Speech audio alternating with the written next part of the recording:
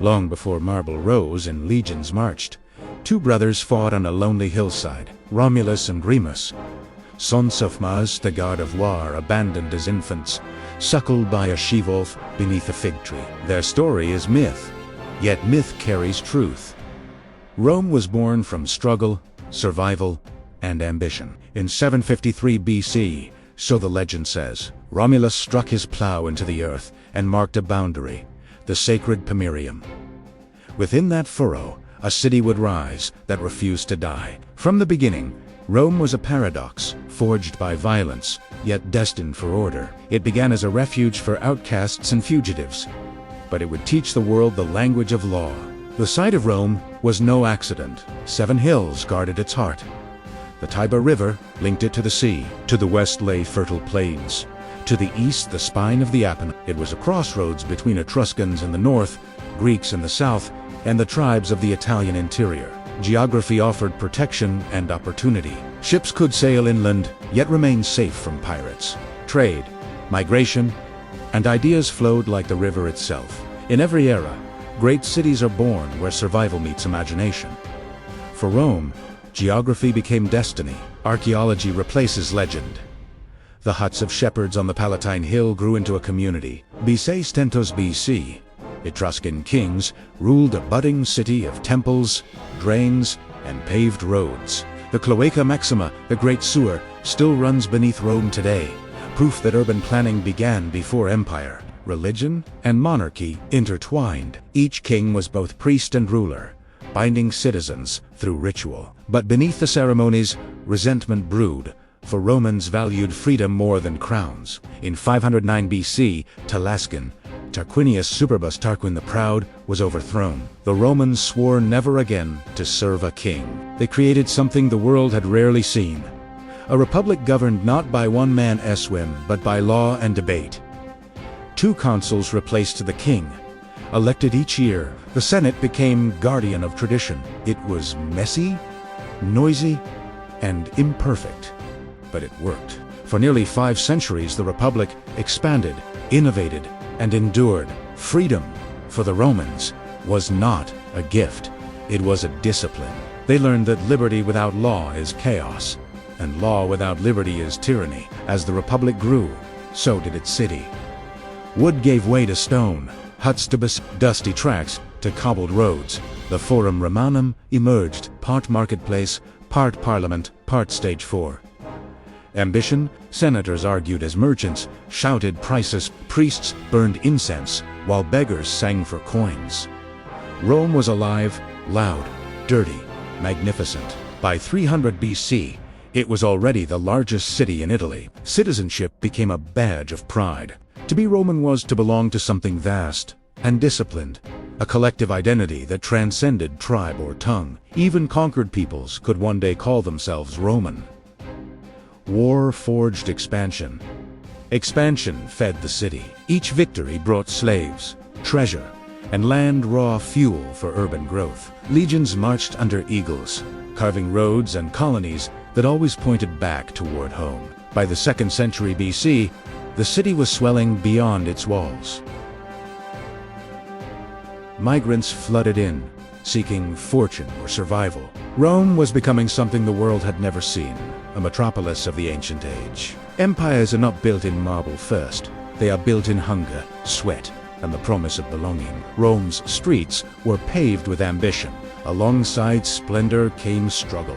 The rich built villas with frescoed walls. The poor crowded into insulae, early apartment blocks, 5 stories high. Fire, disease, and inequality simmered in the alleys. Yet even the poorest Roman walked streets lined with public fountains, temples, and bathhouses.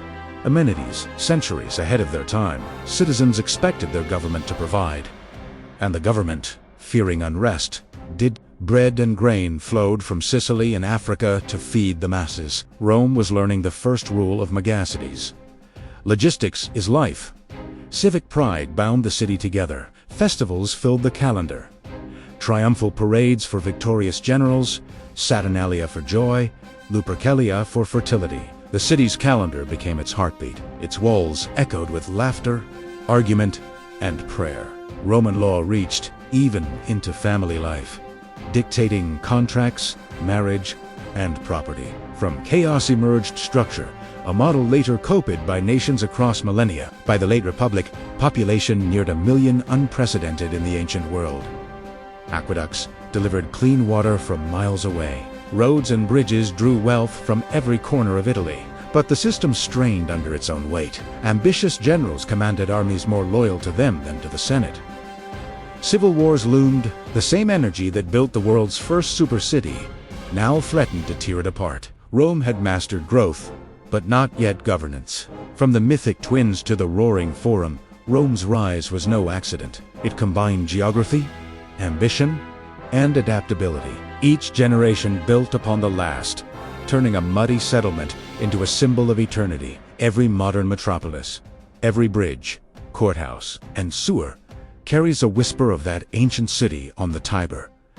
Its story had only begun. From kings to councils, from crowns to consensus, Rome was reborn. The age of monarchy was over. In its place stood a new experiment, fragile yet fierce, a republic of laws, not men. The year was 509 BC, and freedom had found its first fortress. Rome's last king, Tarquin the Proud, had ruled with iron and arrogance. When his tyranny spilled blood in the streets, the Piperos, led by men whose names would echo for centuries, Lucius, Junius, Brutus, and Lucius. Their rebellion was not simply against one ruler. It was against the very idea of kingship. In that moment, a new political creature was born, the res publica, the public thing, a government of citizens, bound by civic duty and the sanctity of law. Where other empires bowed to monarchs, Rome chose to bow to rules, and those rules would outlive every conqueror. At the heart of the Republic stood the Senate, an assembly of Rome's elite elders charged with guarding the traditions of the city. Beside them stood the consuls, 2 men elected yearly, equal in power, each a check upon the other. No one man could seize control for long, or so they believed. Magistrates, praetors, censors, and tribunes filled the hierarchy, each role a gear in a complex machine. It was not democracy as we know it, but it was participation, representation through structure. Power was divided like a sword. It's a double-edged shared to preserve it, sharpened to protect it. The Republic had built what the ancient world had never truly seen before, a self-renewing engine of governance, adaptable, resilient, and ruthless when needed. But beneath the marble of equality, cracks began to show. The Republic was born in the name of the people, yet the power remained in the hands of the patricians, the noble families who claimed descent from Rome's founders. The plebeians, the common citizens, paid the taxes, fought the wars, built the roads, but their voices were often drowned out in the Senate's echoing halls. And so began one of the longest political struggles in history, the conflict of the orders. For nearly 2 centuries, plebeians fought for the right to be heard. They went on strike, withdrew from military service, and even threatened to found a rival city. Their courage reshaped Rome. From this conflict came new rights, new laws, and the creation of the Tribune of the People, a sacred office empowered to protect ordinary citizens from injustice. Rome's greatness was not built only by generals, but by citizens who demanded dignity. The Republic learned that power, to endure, must be shared. In 451 BC, amid tension and fear, Rome's leaders codified the law, carved not in parchment, but in the 12 tables stood in the forum for all to see, ensuring that justice was not hidden in the minds of judges or priests. For the first time in history, a society declared, "The law belongs to the people." This idea, transparency, accountability, equality before written law, would echo through time, from the Magna Carta to modern constitutions. Rome's true conquest was not of land, but of legitimacy. As the system matured, so too did its ambitions. Rome expanded across the Italian peninsula, forming alliances, conquering rivals, and binding the conquered through a blend of fear and reward.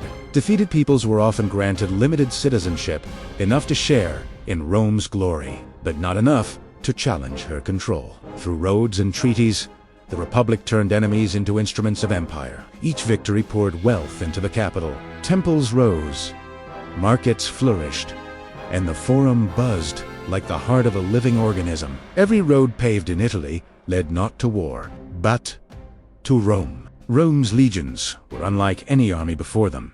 Disciplined, modular, and loyal to the idea of Rome itself. Each soldier was a citizen first, a warrior second. Their victories were the Republic's currency, their loyalty its backbone. In the field, they carried Rome's law and language with them. Behind them, the city swelled with glory and expectation. War was no longer a necessity. It was an identity. As expansion accelerated, so did urbanization. New aqueducts supplied fresh water. Stone bridges crossed the Tiber, and public baths opened their doors to the citizens of all classes. Markets overflowed with goods: African grain, Spanish silver, Greek olive oil. Architects experimented with concrete, arches, and domes, transforming utility into art. Rome was becoming more than a city. It was a prototype for civilization. To be Roman was not about birth, but belonging. A citizen was one who shared in Rome's burdens and privileges, who could vote, fight, and own property under the law. It was a concept revolutionary in its inclusivity for its age. In every forum, every barracks, every colony, the Roman sense of duty, virtus, pietas, disciplina, was drilled into hearts and minds. These values became the invisible mortars binding the vast republic together. Rome's might did not rest only on its legions, but on its citizens' conviction that they were part of something eternal. But as wealth poured in, so too did corruption. Senators enriched themselves through war contracts. Generals began to dream of crowns. The Republic's system of checks strained under human ambition. Gracchus brothers tried to redistribute land and were murdered for it. The divide between rich and poor widened. Bread filled bellies, but envy filled hearts. Rome had mastered the art of conquest, but not yet the art of contentment. Despite internal tensions, the Republic was unstoppable. By the 2nd century BC, it dominated the Mediterranean, from Spain to Greece, from North Africa to Asia Minor. The wealth of the known world flowed into its ports. The city itself became a spectacle. Marble temples, bronze statues, theaters, and triumphal arches proclaiming the supremacy of Rome.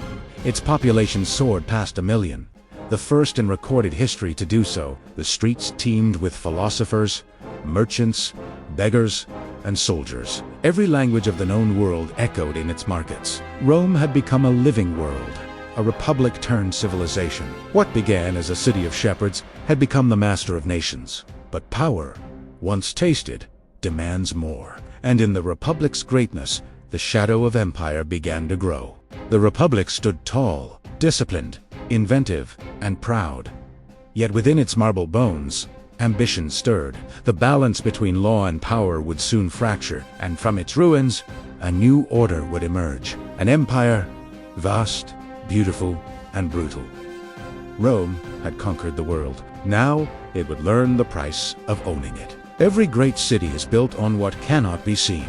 Pipes beneath streets, pillars under towers, foundations under dreams. 2,000 years ago, Rome discovered the truth and built a body of stone strong enough to hold an empire. They called it Ingenium Romanum, Roman ingenuity. It was not just technology.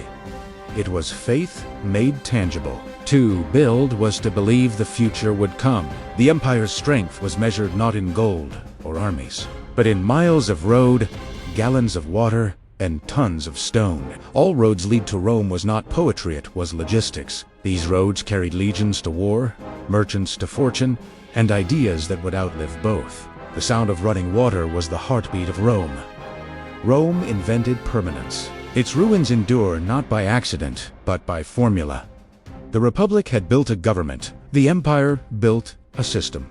Rome was not merely inhabited, it was managed. To stand beneath that dome is to feel time bow its head. Rome engineered not only stone but familiarity.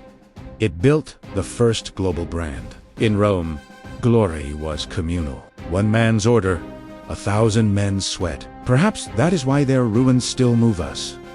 They were built not merely to last, but to mean what Rome built to sustain eternity would soon reveal eternity's burden. 2,000 years later, every road, every skyline, Every humming city heartbeat still carries the rhythm of Rome. They engineered an empire, and in doing so, they engineered us. The Republic stood tall, disciplined, inventive, and proud. Yet within its marble bones, ambition stirred. The balance between law and power would soon fracture, and from its ruins, a new order would emerge.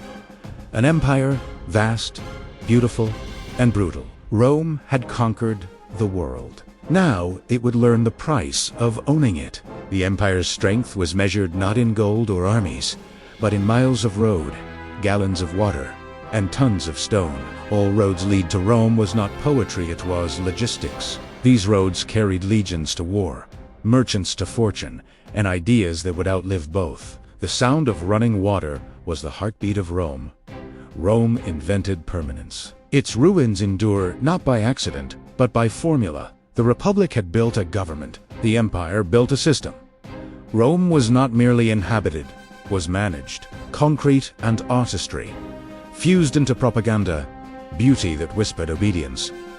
To stand beneath that dome is to feel time bow its head. Rome rebuilt itself yet again, proving that resilience, not perfection, was its truest genius. Rome engineered not only stone but familiarity. It built the first global brand. In Rome, glory was communal. One man's order, 1,000 men's sweat. By keeping systems alive, Rome extended its own life. Perhaps that is why their ruins still move us. They were built not merely to last, but to mean what Rome built to sustain eternity would soon reveal eternity's burden. 2,000 years later, every road, every skyline, every humming city heartbeat still carries the rhythm of Rome. They engineered an empire, and in doing so, they engineered us. This is the story of Rome's greatest invention, the art of keeping a supercity enthralled. The first rule of governance: feed the people. The second, entertain them. Philate, Iter, and Rome trembled. The circus was more than entertainment. It was a social contract. Joy for loyalty, thrill for obedience. Entertainment was no diversion. It was the pulse of governance. Fear and pleasure danced hand in hand. Rome understood the human mind. Joy, and ritual bind citizens more tightly than walls or armies ever could.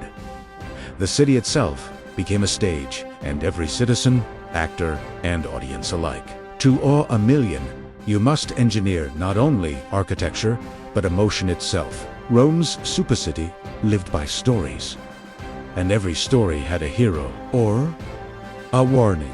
The people became both audience and instrument. Happiness was carefully curated, loyalty meticulously harvested. Rome's brilliance was also its vulnerability. Bread and circuses could soothe, but they could also sedate. The first supercity knew a truth every empire learns: to rule hearts is to rule cities. To entertain is to govern. Bread fed the body. Circuses fed the soul. And together, they fed the city. Esse unending puls. Rome understood that to build a you must nourish both stomach and imagination. For 1,000,000 souls can only be held together by wonder. Rome had conquered a continent, mastered cities, and captivated its people with bread and spectacle. Yet now, a new force emerged, one that would transform a republic into an empire, a city into a throne of the world. This was the age of emperors, the time when ambition, genius, and ruthlessness converged to create legends, and legends that shaped the destiny of humanity. The first emperor in all but name was Julius Caesar, a military genius, politician, and master of public spectacle. He commanded armies with the precision of an artist and the discipline of a scholar. B. Quarantine Wibi BC. He had crossed the Rubicon, declaring war on the very republic that had made him a citizen. Rome held its breath. Caesar understood what the republic could not. A supercity of 1,000,000 people needed a hand to guide it. Sometimes one hand strong enough to steer the storm. His assassination in 44 BC was a thunderclap through marble halls. The birth of empire demanded both blood and vision. From chaos emerged Octavian, later Augustus, with cunning, patience, and charisma. He restored order while retaining the illusion of republican freedom. He rebuilt the city in marble, expanded roads, perfected aqueducts, and established a bureaucracy that made governance possible on an unprecedented scale. Augustus declared, "I found Rome a city of bricks and left it a city of marble." But the true transformation was invisible.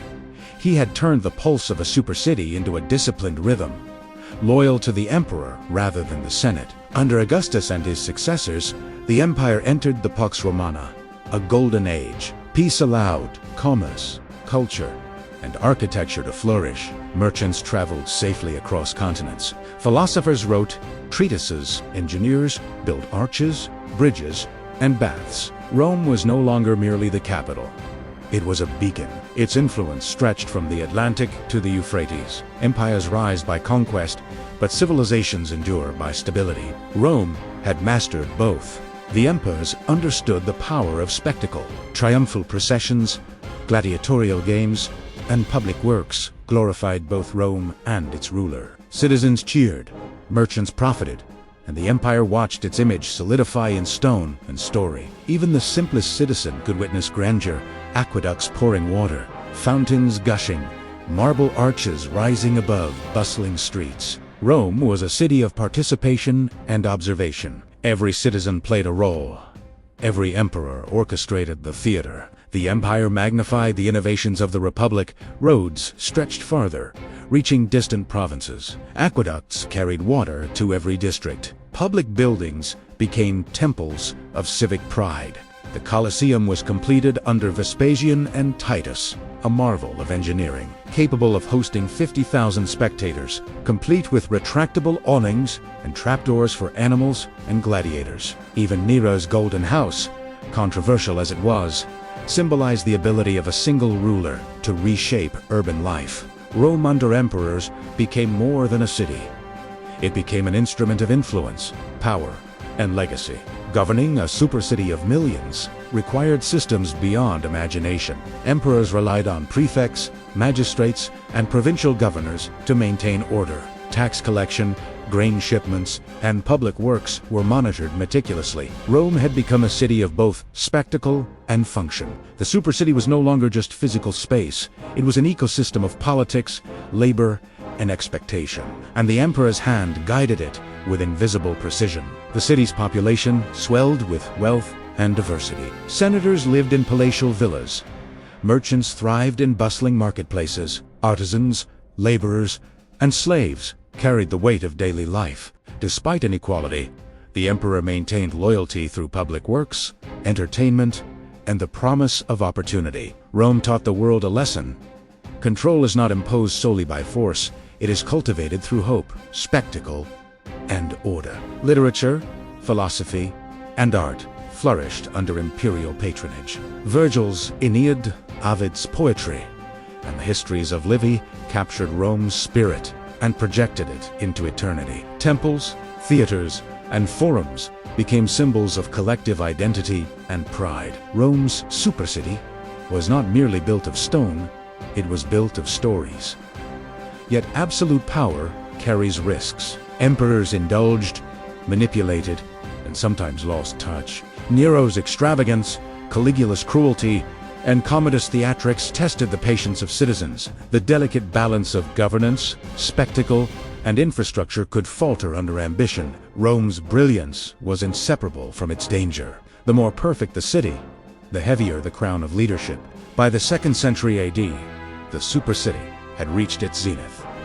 Population over 1 million. Roads, aqueducts, and bridges connecting the empire. Cultural, political, and military dominance across 3 continents. Rome had become a model, a city of power, precision, and persuasion. Its engineers, leaders, and citizens had created a civilization that would echo through millennia. Empires would rise and fall, but Rome under the emperors had crafted a city that would outlast them all.